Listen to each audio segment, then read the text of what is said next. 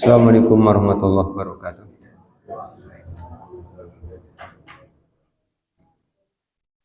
Innal hamdalillah nahmaduhu wa nasta'inuhu wa nastaghfiruh. Wa na'udzu billahi min shururi anfusina wa min sayyiati a'malina may yahdihillahu fala mudilla lahu wa may yudlil fala hadiya lahu. Asyhadu an la ilaha illallah wahdahu la syarika lahu wa anna Muhammadan abduhu wa rasuluh. Allahumma shalli ala Muhammad wa ala ali Muhammad kama shallaita ala Ibrahim wa ala ali Ibrahim wa barik ala Muhammad wa ala ali Muhammad kama barakta ala Ibrahim wa ala ali Ibrahim innaka Hamidum Majid. Bapak dan Ibu yang mudah-mudahan dirahmati oleh Allah, melanjutkan kajian kitab Sahih Al-Bukhari masih pada Kitabus Shalah.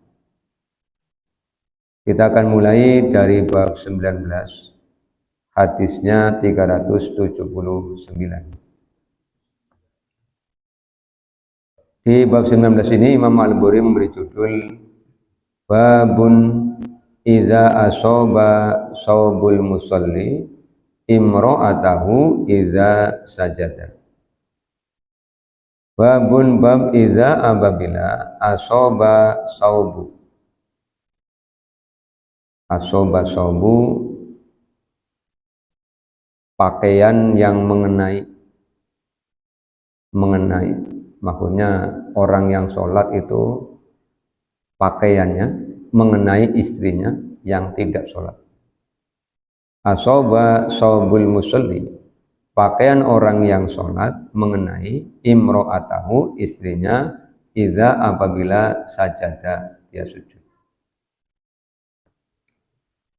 Di hadis 379 jalurnya sampai kepada Ibunda Maimunah, dia berkata, karena adalah Rasulullah SAW yusolli sholat, wa ana dan saya hidaahu di sampingnya, wa ana dan saya haidun sedang haid, wa rubbama dan terkadang asobani mengenaiku saubuhu pakaiannya iza apabila sajada beliau sujud.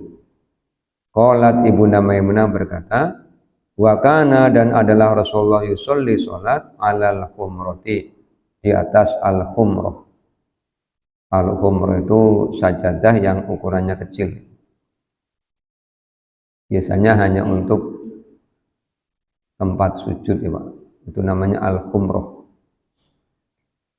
Di hadis ke-379 ini Imam Al-Bukhari mengetengahkan riwayat peristiwa yang dialami oleh salah seorang ummul mukminin yaitu Maimunah. Beliau bercerita ketika Rasulullah SAW sholat sementara Maimunah berada di sampingnya. Dia dalam keadaan haid. Kadang-kala ketika Rasulullah sujud, baju yang dikenakan itu mengenai mengenai Maimunah. Jadi bajunya Rasul itu mengenai Maimunah. Ini diketengahkan untuk menjadi sebuah hukum bahwa orang yang haid itu tubuhnya tidak najis. Yang najis kan darah haidnya. Sehingga ketika Rasulullah sholat, kemudian bajunya mengenai Ibunda Maimunah, sholatnya tetap dilanjutkan. Berarti kan sholatnya sah. Kan Rasulullah itu orang yang oleh Allah dipilih untuk melaksanakan syariat. Jika orang yang haid tidak boleh berdekat-dekatan, tentu ketika Rasulullah sholat, beliau akan menjauh dari Ibunda Maimunah. Termasuk di hadis yang sudah berlalu pada kitab haid, Ummu Salamah bercerita ketika Rasulullah menginap di rumah beliau, kemudian Rasulullah berbaring sampingnya, Ummu Salamah pergi mengganti kainnya, mengganti pakaian yang biasa dipakai ketika haid. Kemudian Rasulullah bertanya, apa engkau haid? Iya ya Rasul. Tetap tidur bersama dalam satu selimut. Wanita yang haid itu bisa tidur bersama dengan suaminya, bisa makan bersama. Yang dilarang adalah campur hubungan suami istri. Itu kan sudah diatur di Al-Quran surah Al-Baqarah.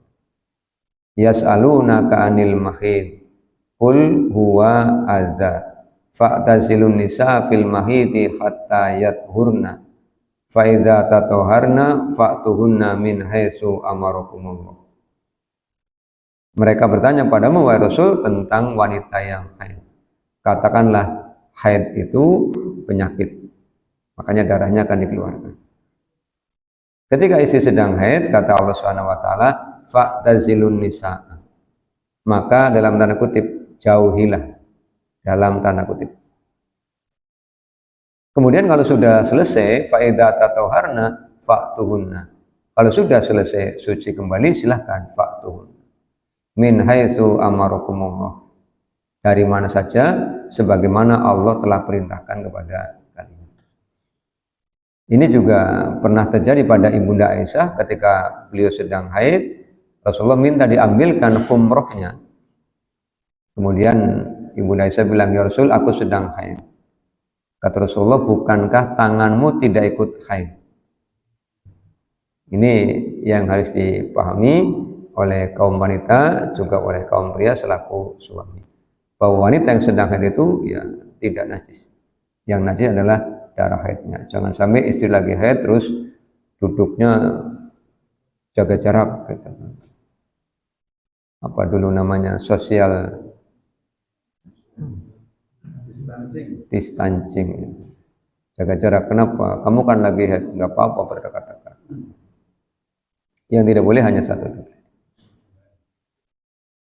Kemudian yang kedua, di hadis ke-379 ini ada contoh Rasulullah bahwa ketika sholat boleh kita menggunakan alas,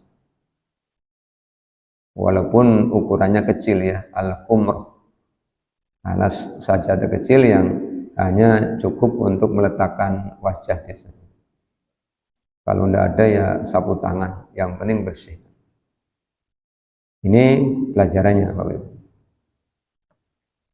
Kemudian di bab 20, boleh tidak sholat di atas tikar ya? Babus sholati alal khasiri, bab sholat di atas tikar.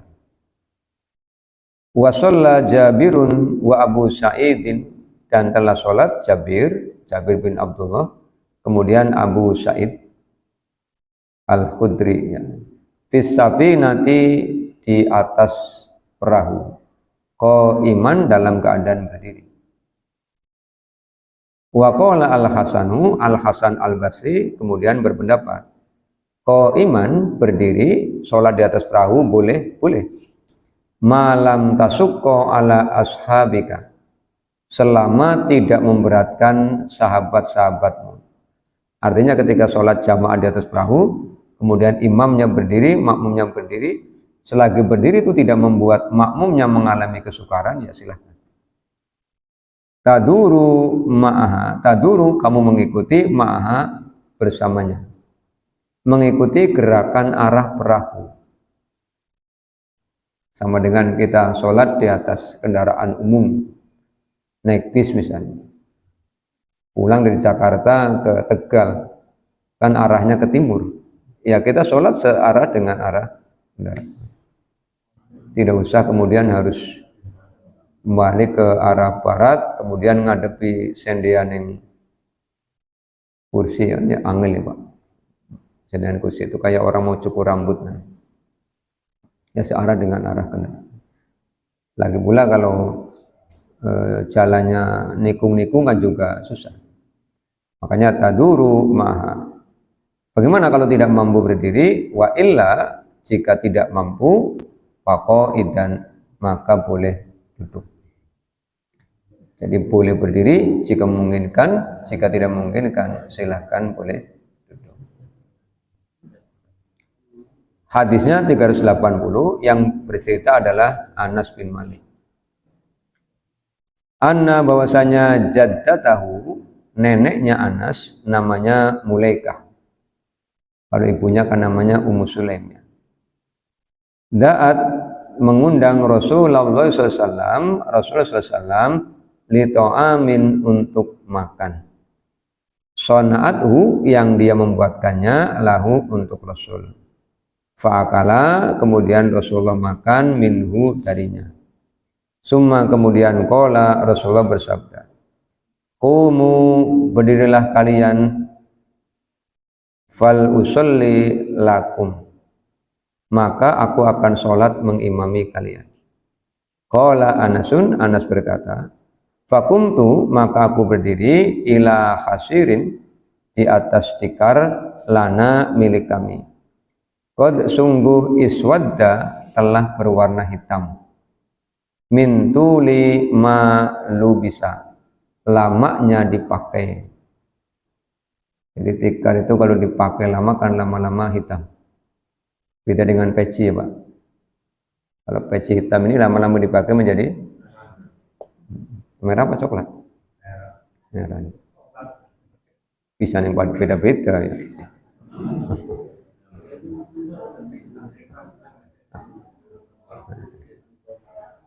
Semua abang coklat. Jadi walaupun udah beli yang baru enggak mau pakai yang baru karena yang lama itu banyak kenangannya. Tidak hanya banyak kenangannya. Biasanya untuk nyimpen duit di sini. Makanya enggak mau ganti. Fanadutuhu bima'in, kemudian aku menyipretinya. Menyipret itu bahasa Indonesia apa Pak? Memercikkan. Menyipret itu bukan bahasa Indonesia Mas? Salah ya. Kemudian aku memercikkan. Memercikkan ke atas al-khasir itu bima'in dengan air. Faqama Rasulullah SAW, kemudian Rasulullah SAW berdiri. Wa sofabtu, dan aku membentuk sof, wal yatima bersama anak yatim, waro'ahu di belakang Rasul, wal ajuzu dan neneknya Anas, namanya siapa tadi? Mulaikah, miwaro'ina di belakang kami. Fasolla kemudian sholat lana bersama kami Rasulullah SAW rakaataini 2 rakaat, summa kemudian insorofa beliau berpaling.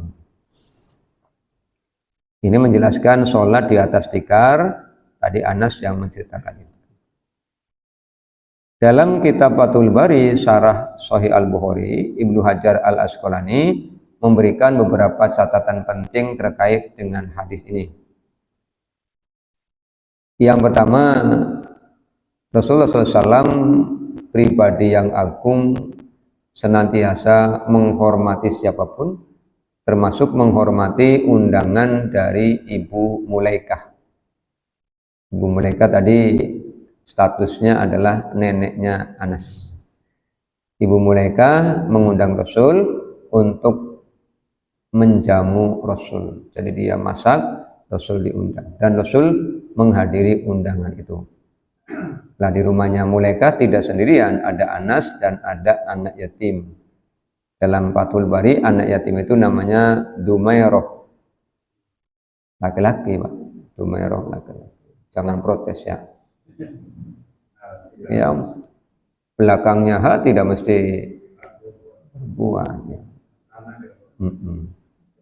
Seperti maulanya Ibunda Khadijah yang menemani Rasulullah dagang namanya Maisarah, itu laki-laki.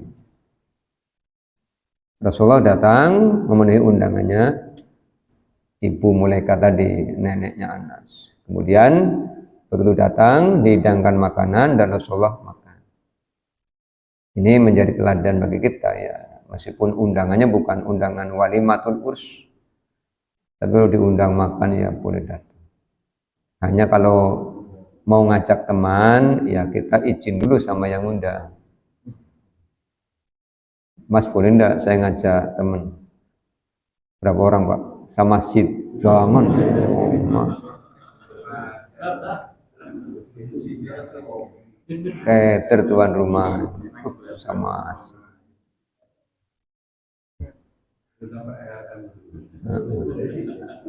Kalau ngecak 1-2 orang cukup Pak, kalau semasjid kayaknya enggak muat tempatnya. tempatnya ndak juga hidangannya ndak cukup. Padahal kalau makan berjamaah itu tidak perlu banyak. Ya, ngelewat 2 kilo terus tambah urap mirong ya Pak. Ponggol campur dengan nasinya taruh ditampah kan makan bareng-bareng cukup kan. Yang membuat kurang itu karena dibagi-bagi pakai piring kan akhirnya jadinya kurang. Tapi kalau digabung jadi satu cukup. Iya, enteng ya mandek, sing kurang ya wis meneng bae, sing wareg ya meneng bae kan. Jadi medang juga begitu kan. Kalau taruh di piring bersama-sama itu ya kebagian semua, tapi diwadahi gitu. Wonge kayak kayungnya kurang. Jadi kalau diundang untuk makan, mau ngajak teman izin terlebih dahulu. Kemudian setelah selesai makan, Rasulullah SAW memberikan contoh untuk melaksanakan sholat. Sholatnya sholat sunnah ya, bukan sholat fardu. Artinya ketika datang ke tempat itu, ya setelah selesai Rasulullah mengajari ini cara sholat itu. Kemudian Rasul meminta Anas dan Dumairah itu untuk makmum di belakangnya. Kemudian Mulaikah itu makmum di belakangnya Anas dan anak yatim. Ini menjadi pelajaran lagi.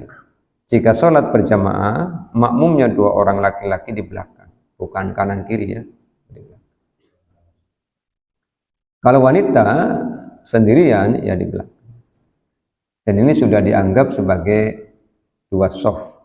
Shaf pertama isinya 2 orang, Anas dan Dumairah. Shaf kedua isinya 1 orang, Ibu Mulaikah.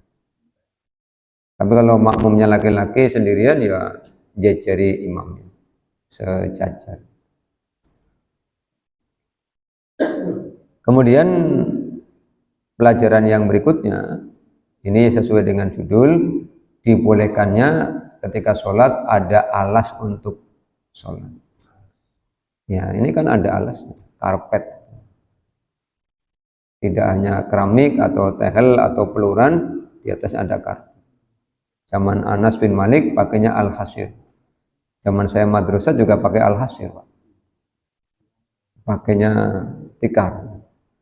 Tikar yang biasanya digunakan untuk menggulung jenazah, benar. Jadi di era saya madrasah itu jenazahnya dimasukkan ke liang lahat, tikarnya kita bawa pulang kalau di masjid. Jadi kalau baru dipakai untuk menggulung jenazah itu belum kita pakai untuk sholat, karena ambu-ambunan gitu ya, mambune kapur barus. Enggak, ngomongnya udah begitu, mambu wong mati katanya. Nah kalau udah lama ini pada copot ya ini di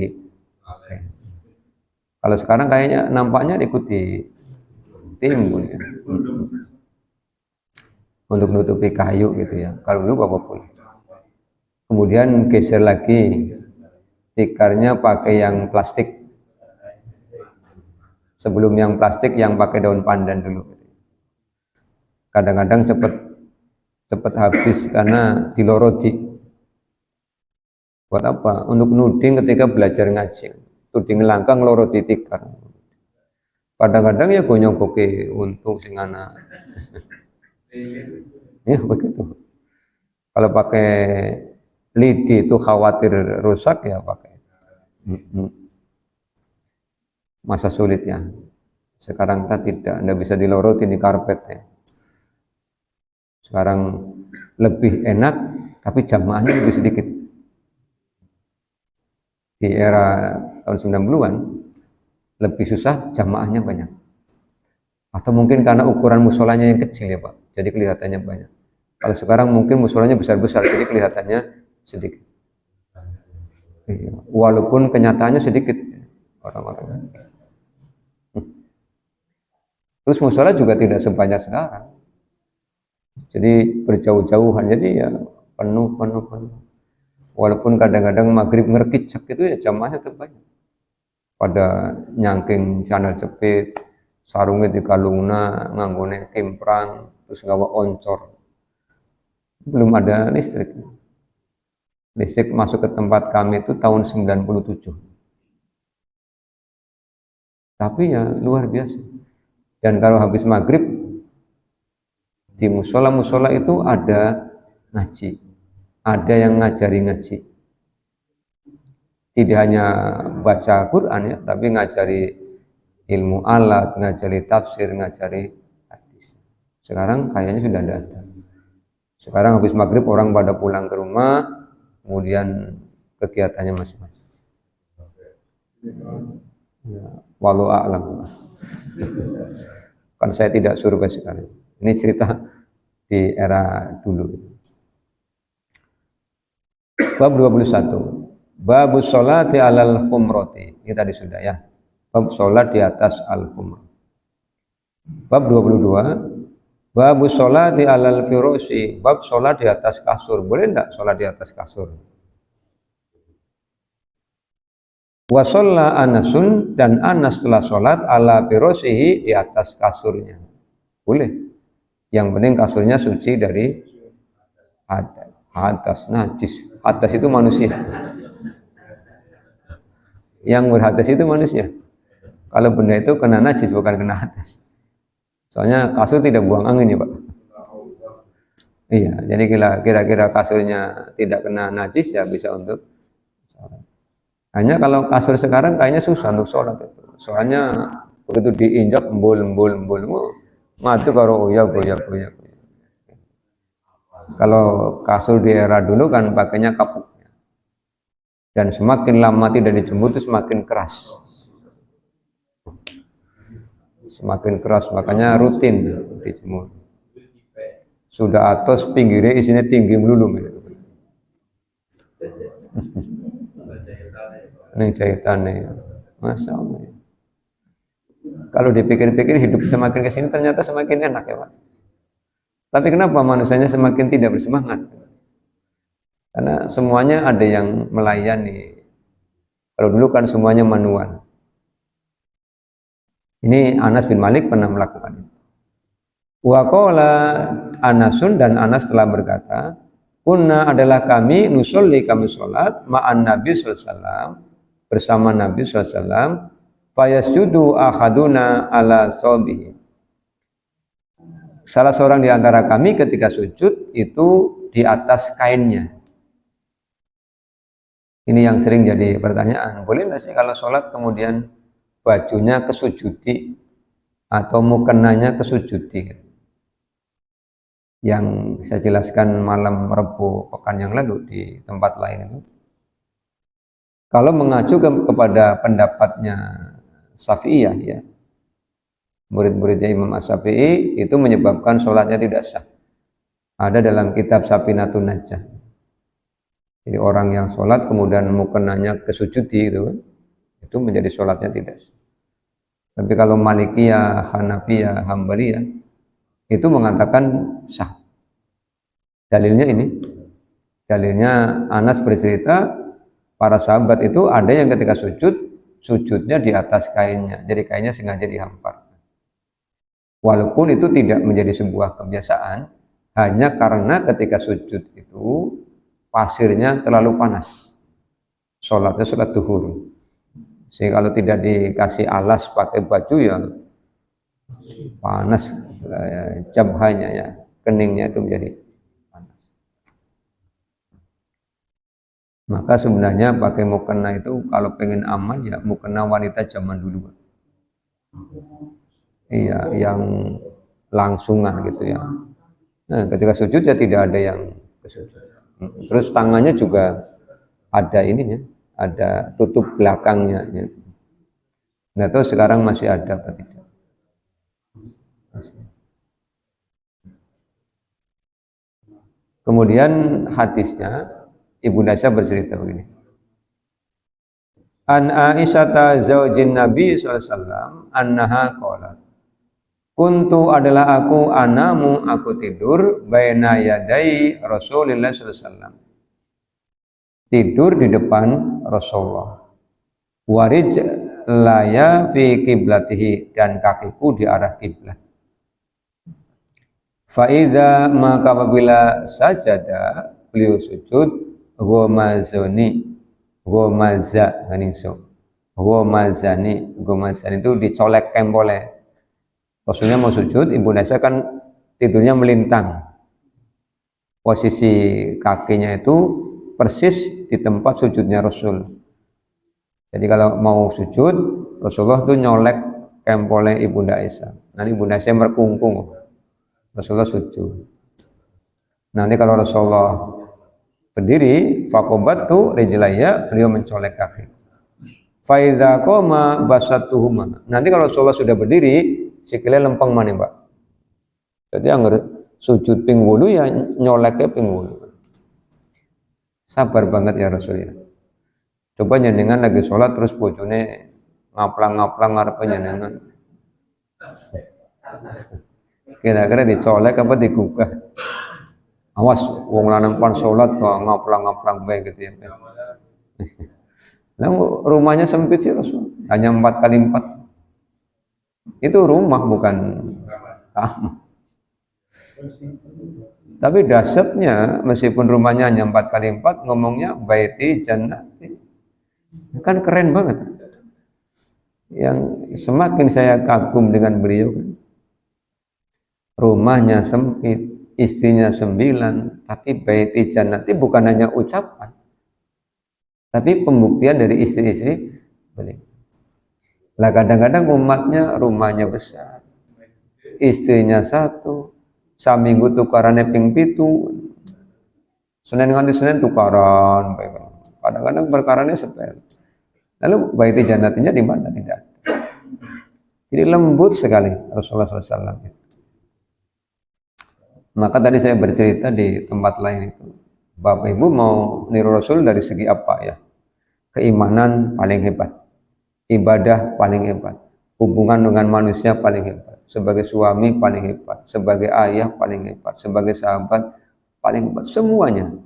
Makanya oleh Allah dipuji, laqad kana lakum fi rasulillahi uswatun hasanah.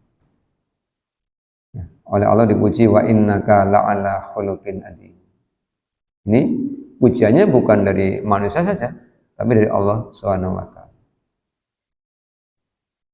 Ibu Nasa berbicara begini, qalat wal buyutu, dan rumah-rumah yauma idzin pada saat itu laisa fiha masabihu, tidak punya lampu. Jadi anggar bengi ya peteng, nganggo dedet ya peteng dedet. Mau sujud diudik merkungkung, nanti berdiri lempeng maning, sujud maning diudik. Berarti kan kelembutan Rasul. Ini dijadikan dalil tentang bolehnya sholat di atas Rasul. 383 sama dari Bunda Aisyah. Anna Rasulullah SAW, bahwasanya Rasulullah SAW karena adalah yusolli sholat, wahia, dan dianya siapa? Aisyah.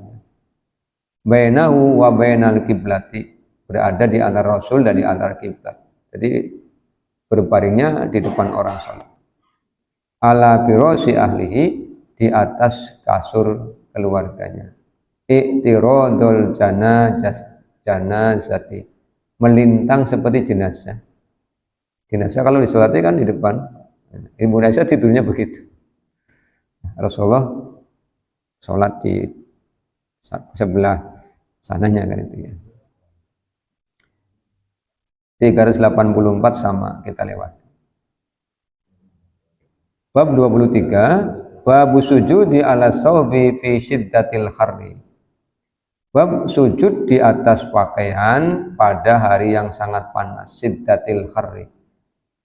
Wa qala al-Hasanu, Al-Hasan Al-Basri telah berkata, kanal kaumu, adalah orang-orang yasjuduna, mereka sujud alal imamati, di atas al-imamah. Imamah itu sorban. Ya. Jadi kalau panas sorbannya digelar untuk alas sujud. Wal kolan suwati, dan di atas al kolan suwah. Al kolan suwah itu tutup kepala, peci. Jadi kalau sujud, pecinya dilepas untuk ngadangi batuk supaya tidak panas. Kalau kayak gini bisa nih, bisa ya, tetap. Berarti begini kan. Kalau untuk panas sujudi, Pak. Kalau gini kan angel ya, sujudi. Nah, kalau panas. Tapi yang sekarang kita masjidnya pakai AC, nyaman. Kemudian mana tadi? Wa yadahu fi kumihi. Dan tangannya para sahabat itu ketika sholat ini di kumihi, di ujung bajunya. Jadi ujung baju itu agak maju ya, supaya bisa untuk ngadangi telapak tangan. Saking panasnya lantai masjid ketika sholat zuhur.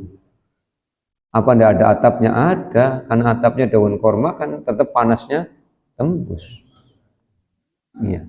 Kalau bajunya panjang kan bisa, ya, ujungnya untuk menutupi telapak tangan. Tapi kalau pendek kan ya susah.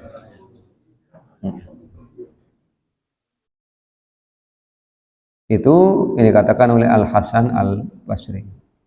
Kemudian Anas bin Malik bercerita, kunna adalah kami nusolli kami sholat ma'an Nabi sallallahu alaihi wasallam fayadu'u ahaduna salah seorang di antara kami meletakkan torofas saubi, ujung kainnya ini berarti yang paling bawah itu, min siddatil kharri, dari panasnya cuaca, fi makani sujudi, di tempat sujud. Jadi kalau mau sujud baju yang ujungnya dihamparkan. Ini karena bajunya lebar, kalau bajunya nyetrit kan ya tidak bisa. Bajunya nyetrit, lengannya pendek kan ya tidak bisa ya. 24, bab 24, hadisnya 386. Babus sholati fin ni'ali, bab sholat menggunakan ni'al, sandal terompah. Karena sholatnya di padang pasir, maka para sahabat sholat sambil mengenakan terompah. Ini yang bercerita adalah Maslamah Sa'id bin Yazid Al-Azdi, dia bertanya kepada Anas bin Malik. Sa'altu Anas bin Malikin, aku bertanya kepada Anas bin Malik, akana Nabi sallallahu alaihi wasallam, apakah Nabi sallallahu alaihi wasallam yusolli sholat fi na'laihi, dengan terompahnya? Qala, Anas menjawab, na'am, ya. Tapi kalau kita sudah pakai karpet ya enggak usah ya Pak, dilepas rompahnya, apalagi di depan ada tulisan bata suci. Ya, jadi ada yang di era Nabi dipraktekkan, di era kita sudah tidak dipraktekkan. Tapi suatu saat jenengan bepergian, kemudian tidak menemukan bangunan masjid seperti ini, hanya menemukan bumi itu kan, ya boleh sholat sambil mengenakan sandal jenengan.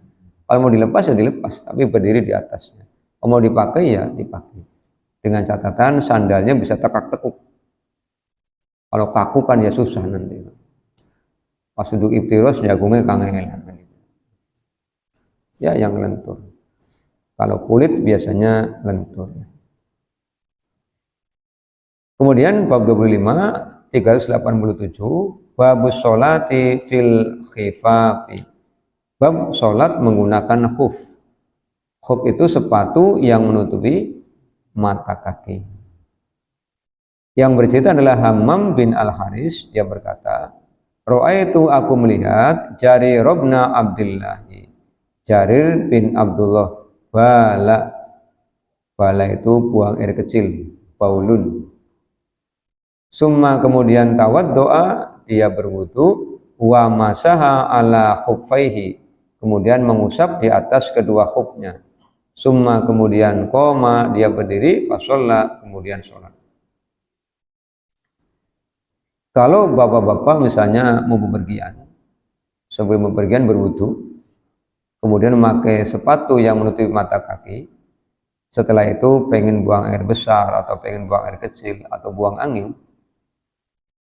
pada saat berwudu tidak harus melepas khuf.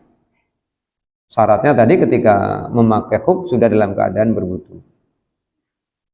Begitu berwudu, gerakannya dari mencuci tangan sampai mengusap kepala sama. Tapi begitu mau cuci kaki, cukup usap bagian atasnya. Iya, di atas khufnya. Syaratnya sepatunya nutup mata kaki ya.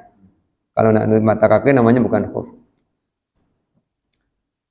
Untuk musafir diizinkan tidak melepas khuf selama 3 hari 3 malam. Berarti tidak mandi ya. Bisa enggak mandi pakai sepatu? Bisa. Hah? Jagung sikile tangkring ning dhuwur. Ya kalau mandi dilepas ya berarti keringanannya dicabut ya. Kalau tinggal di rumah boleh tidak melepas khuf selama sehari semalam. Kalau di kita itu kan memang tinggal di daerah kita apa sih Pak? Tropis ya? Tropis ya. Tropis itu kan suhunya stabil. Kita tidak pernah mengalami suhu yang sangat dingin, tidak pernah mengalami suhu yang sangat panas. Kan?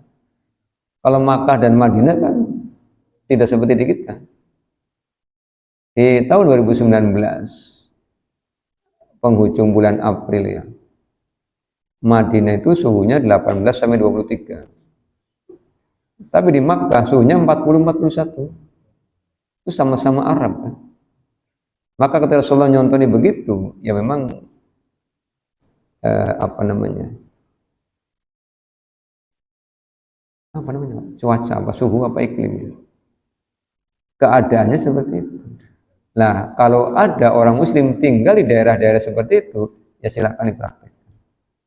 Nah, kalau kita yang tidak mengalami cuaca atau suhu yang seperti itu, ya kita biasa. Apalagi di kita air banyak. Air banyak ini ya, kalau wudhu ya sudah lepas sepatunya. Kalau kita mau masuk masjid, kecuali tadi misalnya ada kegiatan rihlah dakwah outbound. Jadi pisan-pisan pengajiannya jangan di masjid. Nanti kita pengajiannya di mana?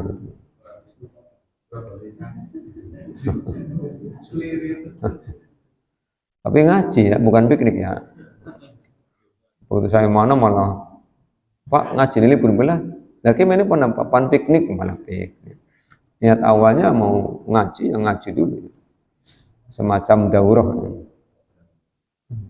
Biasanya kan ada yang begitu. Ini dibolehkan. Kemudian ketika ditanya kepada Jarir bin Abdullah, fasuila kemudian dia ditanya, fakola dia berkata, kenapa ketika wudhu tidak mencuci kaki hanya mengusap khufnya? Jawabannya apa? Ra'aitu aku melihat an-nabiyya sallallahu alaihi wasallam sona'a mislahada. Nabi mengerjakan seperti ini. Jadi para sahabat itu ketika ditanya alasannya sederhana. Kenapa begitu? Aku melihat Nabi begitu, ya aku begitu. Tidak banyak menyampaikan argumentasi akliyah, akal. Tapi cukup disodorkan, ini Nabi begitu, ya aku. Kemudian kata Ibrahim, fakana yu'jibuhum, perbuatannya Jabir itu menakjubkan mereka. Apa alasannya? Lianna Jariron, karena sesungguhnya Jarir karena adalah min akhiri, di antara orang yang terakhir man aslama, masuk Islam. Dibanding sahabat-sahabat yang lain, Jarir itu termasuk masuk Islamnya agak belakangan. Tapi masih bisa menyaksikan sunnah-sunnahnya Rasul. Itu 387, 388 sama wadda'tu an-nabiy sallallahu alaihi wasallam, aku meletakkan air untuk Nabi sallallahu alaihi wasallam berwudu. Famasaha ala khufaihi, kemudian beliau mengusap khufnya di atas khufnya, wasollah, dan beliau sholat. Ini dikatakan oleh Ali bin Abi Thalib, Bapak Ibu. Kalau agama itu akal, tentu yang diusap khuf bagian bawah, tapi ini bagian atas, sehingga agama itu yang bukan akal, agama itu adalah wahyu dari Allah SWT. Kemudian bab 26, babu idza lam yutimma sujuda, Bab apabila tidak sempurna sujudnya. Ini yang bercerita adalah Abu Wa'il dari Hudzaifah. Hudzaifah itu melihat ro'a rojulan, dia melihat seorang laki-laki la yutimmu ruku'ahu, tidak sempurna rukunya, wala sujudahu, dan tidak sempurna sujudnya. Falamma, maka setelah qada, selesai tahu sholatnya, qala, berkata lahu kepadanya Hudzaifah menegur, ma sholaita, engkau belum sholat. Jadi orang yang ketika sholat rukunya tidak sempurna, sujudnya tidak sempurna, penilaian sahabat Hudzaifah, dia dianggap tidak sholat. Karena intinya sholat kan ada pada ruku dan sujud. Kemudian Hudzaifah bilang begini, lau mutta ala wairi sunnati Muhammadin. Lamun sampean ninggal saiki, sampean ninggal tidak mengikuti sunnahnya Nabi Muhammad. Jadi para sahabat itu ketika melihat pelanggaran ya langsung diingat. Dan hebatnya yang diingatkan tidak jengkel, malah berterima kasih dan mendoakan. Nah, kalau di kita kadang-kadang delingna nuli ngatui, kaning orang gelem ngadeg bareng, nyong lagi orang pengen ngadeg bareng sih bisa. Kayak suwe-suwe nyelei kan. Suwe nyelei, senenge ngeling-ngelingna bae nyong kayong didelengna wong kae nyong salah kabeh lah ngasih ora salah. Padahal kancanan 20 tahun ngelingna sapisan mune salah kabeh kan. Justru kalau ada yang mengingatkan, kita berterima kasih kepada dia, bersyukur kepada Allah, karena oleh Allah digerakkan, sahabatmu keliru, selamatna telingna. Maka kalau diingatkan kita berterima kasih, kita mendoakan. Jangan baperan kemudian kening orang jamaah ning maning sungkan. Bisane wong rewel-rewel komentar kabeh ngono. Padahal disayang. Kalau saya pikir-pikir, kalau ada tipe begitu kayak anak kecil, Pak. Anak kecil itu kalau sakit kan diminumi obat ya. Kalau diminumi obat kan angelan, direjeng-rejeng. Bapaknya nyekeli sikile, mbaknya nyekeli tangane, ibunya nyejeli sendok gitu ya. Dari bocah anggur meriang dianiaya sakeluarga. Padahal kan bukan penganiayaan, tapi bentuk kasih sayang. Diobati supaya Allah berikan kesembuhan. Tapi karena akalnya belum sampai, dikira penganiayaan. Jadi kalau ada orang dewasa kemudian keliru diingatkan, terus jengkel ya berarti pikirannya kayak bocah cilik. Awak kata gede tapi pikirannya cilik. Jangan baperan. Orang muslim itu orang yang alam nasrah, orang yang berlapang. Nah, iya. Ingat-ingat, sholat itu sempurnakan ruku dan sujud. Tumakninahnya dijaga.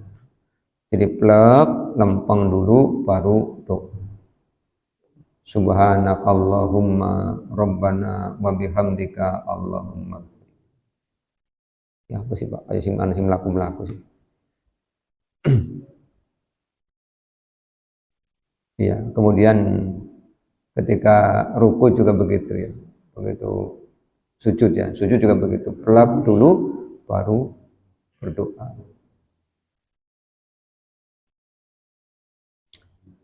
Itu supaya sholatnya mendapatkan nilai yang bagus. Bab 28 hadis 389. Kemudian bab 27 satu lagi ya. Kurang berapa menit Mas? Ada menit. Babu yubda dob'aihi wa yujafa fis sujudi. yubda itu menampakkan dubaihi ketiaknya, wa yujafa dan membentangkan bisujud. Yang bercerita adalah Abdullah bin Malik bin Buhaina anna Nabi sallallahu alaihi wasallam, bahwasanya Nabi sallallahu alaihi wasallam karena adalah idza shalla, apabila salat, farroja baina yadaihi, farroja membentangkan, menjauhkan tangan, hatta sehingga yabdu wa bayadu ibtoihi, sehingga nampak putih ketiaknya. Sehingga kalau sholat itu tangannya jangan dihamparkan ke tempat sujud, juga jangan dirapatkan ke pinggang, dijauhkan dari pinggang dan diangkat sehingga tidak nempel ke tempat sujud. Nanti kalau ketemu hadisnya masih jauh, orang yang sholatnya menempelkan sikunya di tempat sujud itu seperti imbasatol kalbi, jadi seperti al-kalb yang sedang menyelonjorkan kaki depannya. Al-kalb itu sing melet-melet itu. Urusan ngomong banter-banter yang biasa pak.